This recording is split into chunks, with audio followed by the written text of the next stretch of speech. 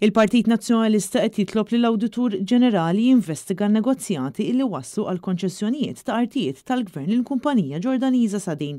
Dan sabiex ikun stabbilit jekk il-proċess kienx wieħed ġust ibbażat fuq prinċipju ta' governanza tajba.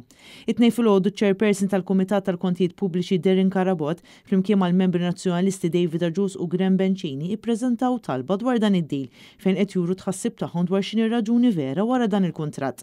Permezz ta' dan id-deal il-Kumpanija Sadin ingħatat medda ta' 30,000 metru kwadru ta' art għal prezz ta' 47 ċenteżmu kull metru kwadru. Dan apparti il-fatt li l-Gvern Malti qed jinnegozja ma' persuni li kienu diġà involuti fil-proġett tas-suppost Università Amerikana. Illum ġejna għand l-Uffiċċju tal-Awditur Ġenerali sabiex nitolbu numru ta' affarijiet. Kif il-Gvern daħal f'deals ma' kumpanija Sadin Education Investment Limited, numru ta' deals li bihom ikkonċeda artijiet tagħna 30,000 metru kwadru ta' art għal prezz ta' 47 cents għal metru kwadru.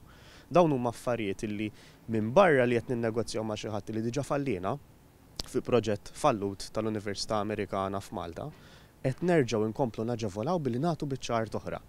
Dan meta ovvjament il-poplu Malti jaf illi dawn it-tip ta' prezzijiet fis-suq, il-fatt li qed nagħtu flusna tat-taxxi u ninnegozjaw ma' persuna, ma' kumpanija illi ma tatniex il-frott lura, x'inhu l-iskop? U għalhekk ġejna bħala oppożizzjoni u tlabna formalment sabiex jinvestigaw jirrapporta lura dwar dak illi jsib l-Awditur Ġenerali. Id-Deputat Nazzjonalista David Argius spjegalna kif il-ħidma tagħhom fil-Kumitat tal-Kontijiet Pubbliċi għandha tistabbilixxi jekk dan il-kuntratt kienx taġid għall poplu Malti u Wawċi. Aħna bħala membri fil-Public Accounts Committee naraw li l-Awditur jinvestiga każ fejn persuna li tiġà tajnieh ħafna dan il-pajjiż issa qed jingħata aktar bi prezzijiet li huma dak li huma u allura irridu naraw li l-investigazzjoni twassal biex dan il-pajjiż ikollu verament ġustizzja għall-art tagħna u kemm wieħed iħallas għaliha.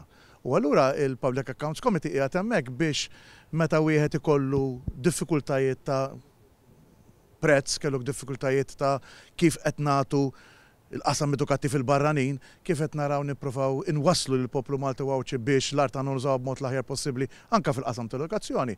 L-Awditur jgħidilnek verament dan il-kuntratt x'sarx għal ġid tal-poplu Malti Wawċi. Id-Deputat Nazzjonalista Graham Bencini minnaħa tiegħu qalinna kemm huwa importanti li l-PAC jibqa' jaħdem sabiex tkun magħrufa l-verità f'dawn il-kuntratti u ssir investigazzjoni mill-Awditur. Illum aħna ġejna quddiem l-Awditur Ġenerali għaliex għandna każ fejn il-Gvern ta' 30,000 metru kwadru għal prezz ta' 47 cents għal kull metru kwadru.